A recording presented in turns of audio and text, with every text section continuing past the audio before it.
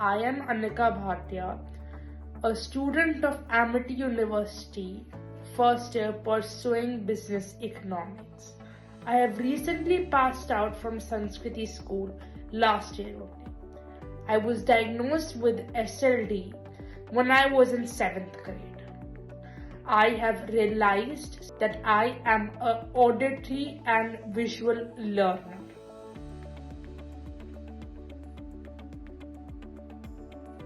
Sanskriti school has a fascinating culture where there is inclusion, compassion, and understanding of providing special support.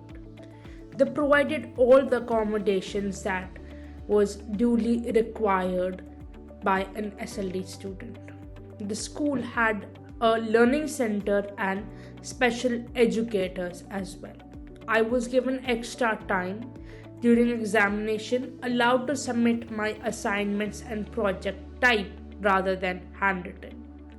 I was also given the option to choose some subjects which would be more appropriate in view of an SLD student, such as I could drop out mathematics, which is a huge problem for a student who has dyscalculia, and take up computer applications. Similarly, I also dropped out science and instead took home science in my 10th grade. Students were actually regularly given counseling by the school counselor about being compassionate and treating me equally.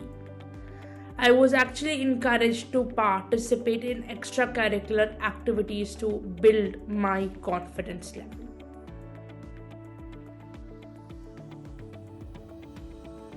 Talking about entrance exam, I have given 3 entrance exams for which I had to get a PWD card made so that I could get the facility of scribe and extra time as well. Now, how do you get this PWD card? It is something that you can avail through site. It is a government website. There you will have to go and fill a form, and then they will let you know that when you have to come up, you have to fill the documentation, then there will be a series of steps. This takes about 2.5 months approximately. So if any student is planning to give his or her entrance exams in April or May, he or she should right now be working on making the UDID card, because it's a very long process. It is a process in which you have to go to, government hospitals, go through a psychological test. They have to test everything. Yeah, they need a medical government document. Now, after getting this form, after getting UDID card, you also get a medical certificate which is signed by the government doctor. And to get this service about getting a scribe and extra time, you need to have a card which is a yellow card which says your disability is above 40%. Then when you go to the entrance site where you filled for your examination, there is a drop down which says that whether you need a scribe or whatever facility you need. Along with, you have to specify what is your disability and you're supposed to give a proof. They only need government documents. Please do not give private documents, because anybody can make private documents. They specifically want a medical document from the government.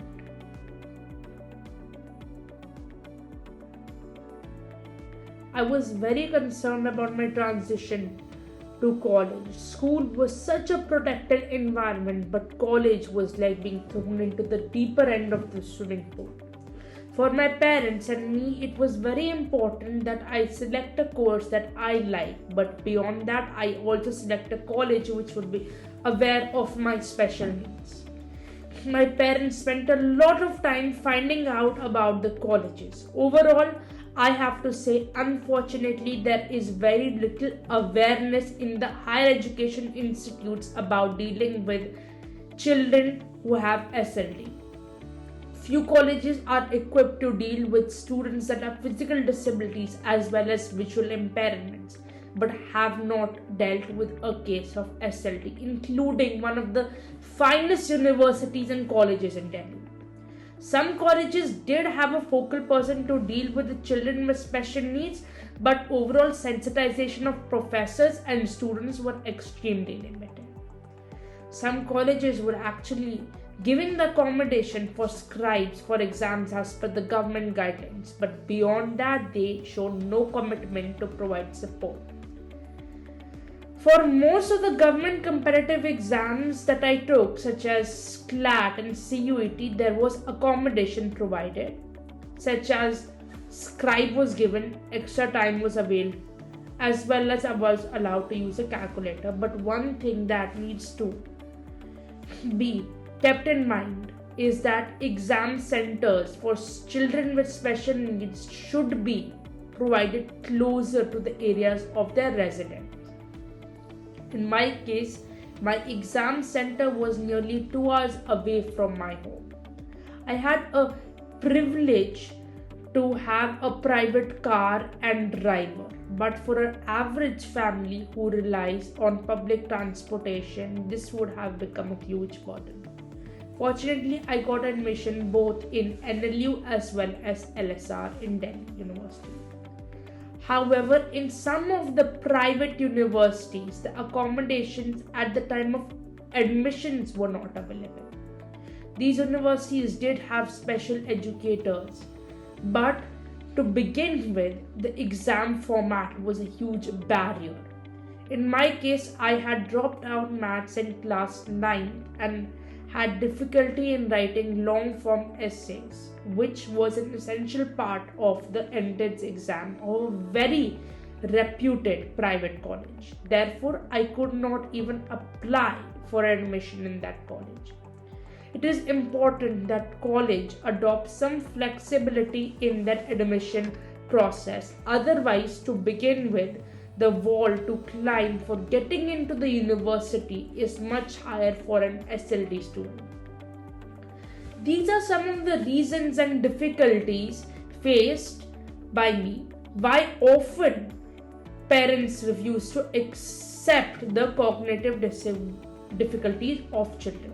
I don't blame anyone, but if I do not share my experience, it will not reach out to people who need to evolve the higher education institution. Overall, my experience is that with the new education policy, there is now greater awareness and support being provided by senior government officials in Ministry of Education.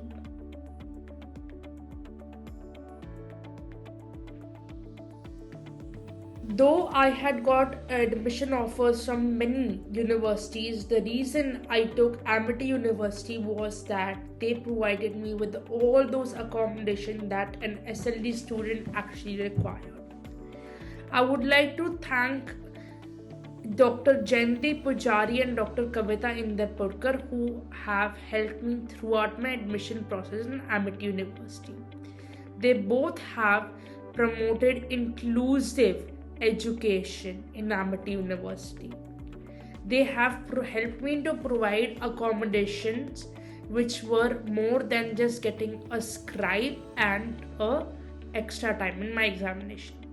Dr. Kavita Inderpurkar, my HEI, had actually sensitized all the professors about my special needs. I was allowed to take one-on-one lectures if I had any problem. I was given a class buddy who could share all the notes in the end of the day, a senior mentor who would guide me about how the examination needs to be given, and Dr. Kavita Inderpurkar has always motivated me to participate in as many club events as possible to boost up my confidence. Recently, my university has had many television channels coming for various types of interviews such as first time voter, first time license holder, etc. Kavita Inderpurkar has given my name always for these kind of interviews. She has always motivated me to participate in extracurricular activities which has boosted my confidence.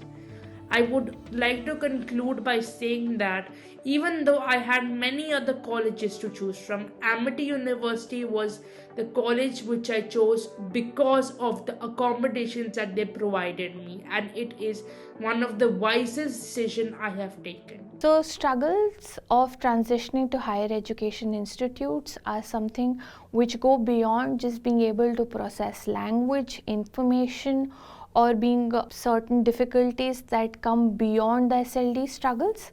And here we are going to focus on how a student can be impacted when it comes to their on campus life, their academic life, and their emotional well being.